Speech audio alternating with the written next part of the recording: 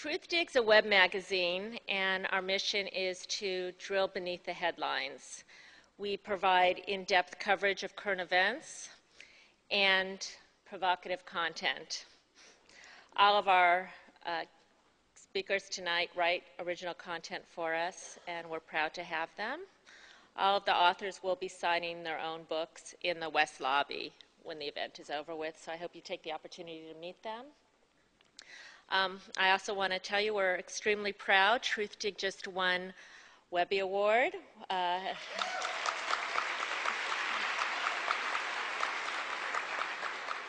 We were voted by both the jury and the People's Voice as the best political blog. This is just 1.5 years after our launch, so we're very proud of that. So next I'm going to introduce tonight's moderator, Robert Scheer.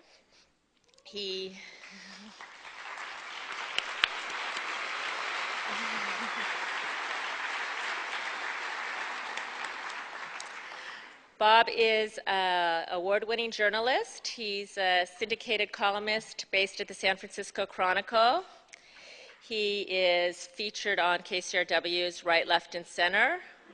The author of 8 acclaimed books, most recently Plain President, My Close Encounters with Nixon, Carter, Bush 1, and Clinton, and How They Did Not Prepare Me for George W. Bush.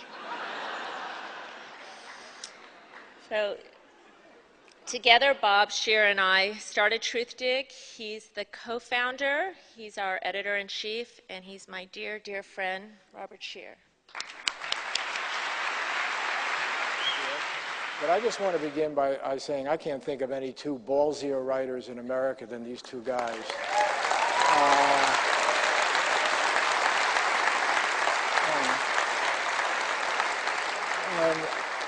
You know, Swade mentioned that we got nominated. We got nominated in these different categories, and we won in for political blog. And really, these two guys had an awful lot to do with our winning that. Old friend of mine, Barry Golson, had recommended that we get Sam Harris on the site when we first were beginning. Sam did, I think, 3 or 4 pieces. You did an interview with Blair Golson and so forth. And we've had millions of people come to those pieces. And it's generated a real interesting debate.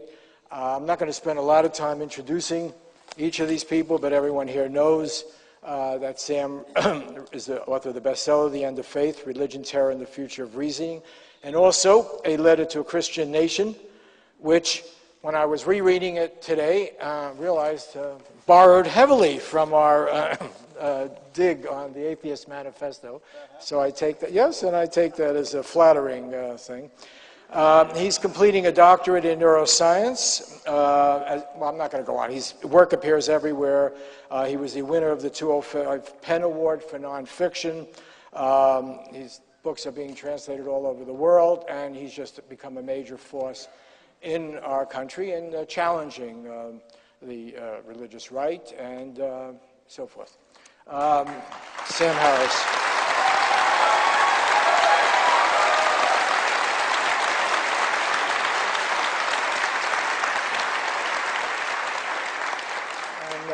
Chris Hedges is probably the leading American war correspondent of the last, I don't know, 100 years or something.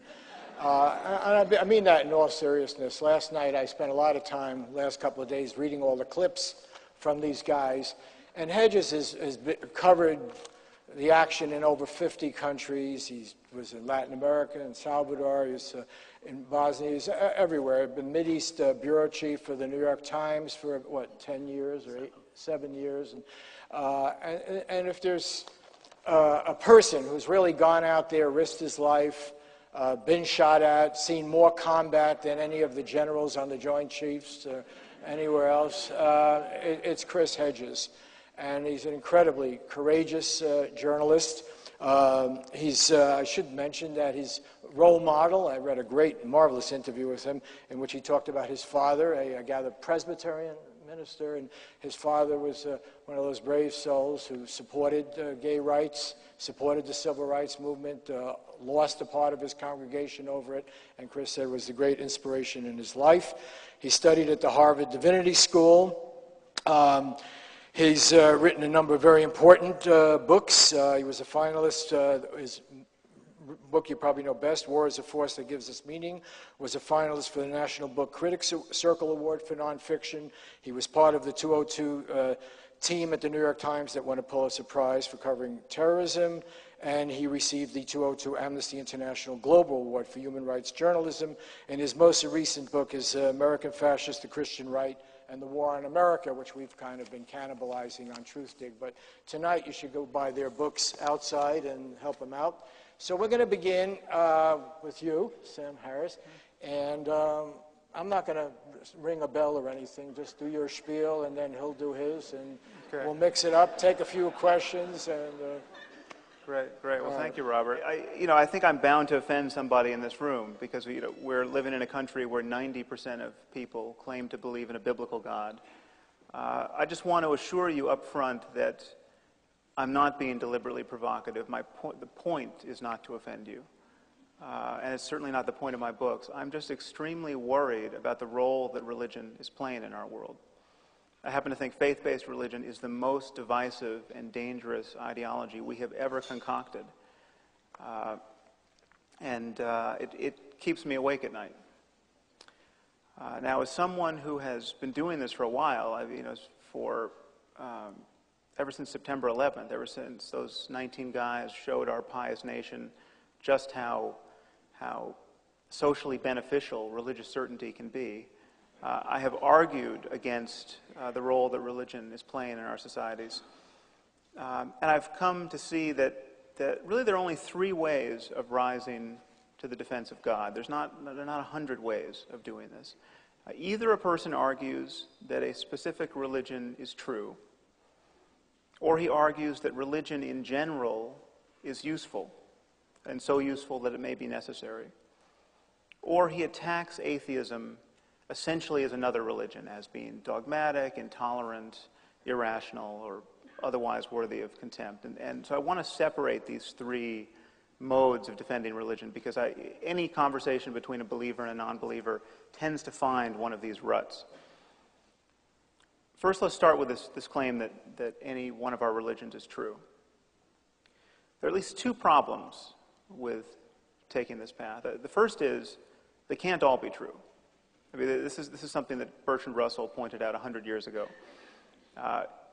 Even if we knew that one of our religions was perfectly true, I mean, even if we knew this was God's multiple choice exam, is it A, Judaism, B, Christianity, C, Islam? Even if we knew one was perfect, given the bewildering profusion of doctrines on offer, and given their mutual incompatibility, every believer should expect damnation purely as a matter of probability. Now it seems to me this should give religious people pause when they espouse their certainties. It never does, but it should. But the deeper problem with arguing for the truth of any religion is that the evidence for our religions is either non-existent or terrible. And this subsumes all claims about the existence of a personal God, the divine origin of certain books, the virgin birth of certain people, the veracity of ancient miracles. I mean, take Christianity as an example. Christianity is founded on the claim that the gospel account of the miracles of Jesus is true. There are certain Christians that may want to hedge their bet here, but most Christians, most of the time, take some complement of these miracles as true, and most important seems to be the resurrection. Now, the problem with this is that the only thing that testifies to these miracles ever having occurred is the gospel. There's no extra-biblical description of these events. Everyone agrees that the Gospels were written decades after the events they report, the earliest Gospels. The problem is that even if the evidence were much better than that, even if we had hundreds of contemporaneous eyewitness accounts of these miracles, that would still not be good enough evidence to cash out the claims of Christianity. Why not? Well, the problem is that in the 21st century, reports of miracles are still quite common. I have met literally hundreds of Western-educated men and women who think that their favorite Hindu or Buddhist guru has magic powers. I mean, these are the reports of miracles are quite current. There are Hindu yogis and mystics who reportedly walk on water and raise the dead and fly without the aid of technology and read minds and divine the future. You take someone like Satya Sai Baba, the South Indian guru. All of these miracles are attributed to him. He even claims to have been born of a virgin, which incidentally is not such a rare claim in the history of religion or in history generally. Genghis Khan was supposedly born of a virgin. Alexander the Great was born of a virgin. Parthenogenesis does not guarantee that you're going to turn the other cheek, apparently.